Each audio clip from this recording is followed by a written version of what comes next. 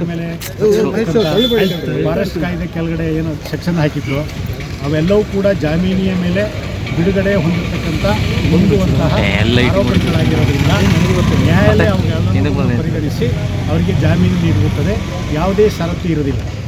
ಯಾಕೆಂದರೆ ಇದು ಜಾಮೀನೀಯವಾದ ಅಪರಾಧವಾಗಿರುವುದರಿಂದ, ಆರೋಪಣೆ ಆಗಿರೋದ್ರಿಂದ ಇವರಿಗೆ ಯಾವುದೇ ರೀತಿ ಷರತ್ತುಗಳನ್ನು ವಿಧಿಸಿಲ್ಲ ನ್ಯಾಯಾಲಯ. ಯಾಕೆ ಅಂತಂದರೆ ನ್ಯಾಯಾಲಯನೂ ಕೂಡ ಯಾವುದೇ ಥರದ ಷರತ್ತನ್ನು ವಿಧಿಸೋಕ್ಕೆ ಕಾನೂನಿನಲ್ಲಿ ಅವಕಾಶ ಇಲ್ಲ. ಹಾಗಾಗಿ ಅವರು ಅಲಿಗೇಷನ್ನು ಅರಣ್ಯ ಕಾಯ್ದೆ ಅಡಿಯಲ್ಲಿ ಅವರು ಮರಗಳನ್ನು ಕಟಾವು ಮಾಡಿದ್ದಾರೆ ಅಂತ ಹೇಳಿ ಅವರು FIRನಲ್ಲಿ ಪ್ರಥಮ ವರ್ತಮಾನ ವರದಿಯಲ್ಲೂ ಕೂಡ ಅವರು ಯಾವುದೇ ಕೂಡ ಹೆಸರು ಇರಲಿಲ್ಲ.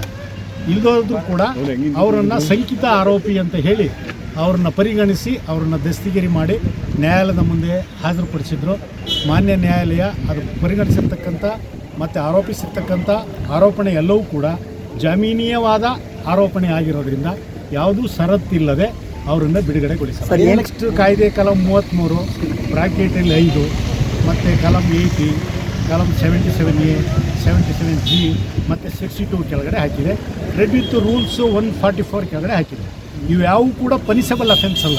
ಇದು ಡೆಫಿನೇಷನ್ ಆಗಿರ್ತಕ್ಕಂಥ ಡೆಫಿನೇಷನ್, ಈ ಸೆಕ್ಷನ್ಗಳು ಏನು ಹೇಳ್ತವೆ ಅಂತ ಆ ಡೆಫಿನೇಷನ್ ಮೇಲೆ ಮಾತ್ರ ಅದನ್ನು ಆರೋಪಣೆಯನ್ನು ಹೊರಿಸಿ FIRನ ಹಾಕಿದ್ರು. ಆದ್ದರಿಂದ ಆರೋಪಿಯನ್ನು ಯಾವುದೇ ಕಾರಣಕ್ಕೂ ಕೂಡ ಜುಡಿಷಿಯಲ್ ಕಸ್ಟಡಿ ಕೊಡತಕ್ಕಂಥದ್ದು ಕಾನೂನಿನಲ್ಲಿ ಇರಲಿಲ್ಲ. ಹಾಗಾಗಿ ಯಾವುದೇ ಷರತ್ತಿಲ್ಲದೆ ಆರೋಪಿಯನ್ನು ಜಾಮೀನಿನ ಮೇಲೆ ಬಿಡುಗಡೆ ಮಾಡಲ್ಲ. ಪ್ರಕ್ರಿಯೆ ಏನಿಲ್ಲ, ಅವರು ಕೋರ್ಟಿಗೆ ಅವರಿಗೆ ನಿಗದಿಯಾದಂಥ ಡೇಟನ್ನು ಫಿಕ್ಸ್ ಮಾಡಿರ್ತಾರೆ. ಕೋರ್ಟಿಗೆ ಅವರು ರೆಗ್ಯುಲರಾಗಿ ಹಾಜರಾಗ್ತಾರೆ.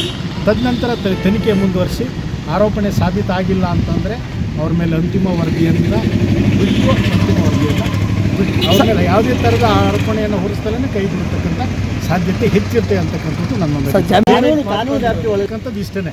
ನಾವು ಕೇಳಿದ್ದು ಅಷ್ಟೇ, ಏನು ಅವ್ರನ್ನ ದಸ್ತಗಿರಿ ಮಾಡಿ ಕರ್ಕೊಂಡ್ಬಂದಿದ್ದಾರೆ, ಆ ದಸ್ತಗಿರಿ ಮಾಡಿ ಕರ್ಕೊಂಡ್ಬಂದಿರ್ತಕ್ಕಂಥ ಆರೋಪಣೆಗಳೆಲ್ಲವೂ ಕೂಡ ಜಾಮೀನೀಯವಾದ ಆರೋಪಣೆ ಆಗಿರೋದ್ರಿಂದ ನೀವು ಜಾಮೀನು ಕೊಡಬೇಕು ಅಂತ ಹೇಳಿ ನಾವು ಮಾನ್ಯ ನ್ಯಾಯಾಧೀಶರಲ್ಲಿ ಮನವರಿಕೆ ಮಾಡಿಕೊಂಡಾಗ ಮತ್ತು ನಾವು ಅವರಿಗೆ ಸೂರಿಕೆಯನ್ನು ಕೊಡ್ತೀವಿ ಅಂತ ಮನವರಿಕೆ ಮಾಡಿಕೊಟ್ಟಂಥ ಸಂದರ್ಭದಲ್ಲಿ ಮಾನ್ಯ ನ್ಯಾಯಾಲಯ ಅವರು ಫಾರೆಸ್ಟ್ನರು ಹಾಕಿರ್ತಕ್ಕಂಥ ದಾಖಲಾತಿಗಳನ್ನು ಮತ್ತು ನಾವು ಅರ್ಜಿ ಮಾಡಿರ್ತಕ್ಕಂಥ ವಾದಗಳನ್ನು ಪರಿಗಣಿಸಿ ಅವ್ರನ್ನ ಜುಡಿಷಿಯಲ್ ಕಸ್ಟಡಿ ಕೊಡೋದಕ್ಕೆ ಯಾವುದೇ ಥರದ ಸಕಾರಣಗಳು ಇಲ್ಲದೇ ಇರೋದ್ರಿಂದ ಅವರಿಗೆ ಜಾಮೀನು ಕೊಟ್ಟಿದೆ. ಒಳ್ಳೆಯದಾಗಲಿ. ಹೋಗ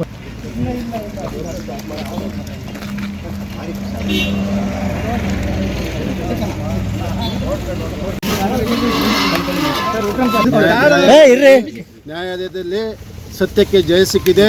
ನಿಮ್ಮೆಲ್ಲರ ಸಹಕಾರ ಕೊಟ್ಟಿದ್ದೀರಿ. ನನಗೆ ನ್ಯಾಯ ಸಿಗಲಿಕ್ಕೆ ನಿಮ್ಮೆಲ್ಲರ ಸಹಕಾರ ತುಂಬ ಕೊಟ್ಟಿದ್ದೀರಿ. ತುಂಬ ಖುಷಿಯಾಗಿದೆ. ನಾನು ಬರೀ ಬೆಳೆ ಬೆಳೀಲಿಕ್ಕೋಸ್ಕರ ಹೋದನು. ಆ ಬೆಳೆ ಬೆಳೀಲಿಕ್ಕೋಸ್ಕರ ಹೋದನಿಗೆ ಈ ಥರ ಆಪಾದನೆಗಳನ್ನೆಲ್ಲ ಎದುರಿಸ್ಬೇಕಾಗಿ ಬಂತು. ಇದೆಲ್ಲ ಒಂಥರ ರಾಜಕೀಯ ಪಿತೂರಿ ಆಗಿರೋದು. ಇದು ಸತ್ಯಕ್ಕೆ ಜಯ ನ್ಯಾಯಾಲಯದಲ್ಲಿ ಸಿಕ್ಕಿದೆ ಅಂತೇಳಿ ಹೇಳ್ಬಿಟ್ಟು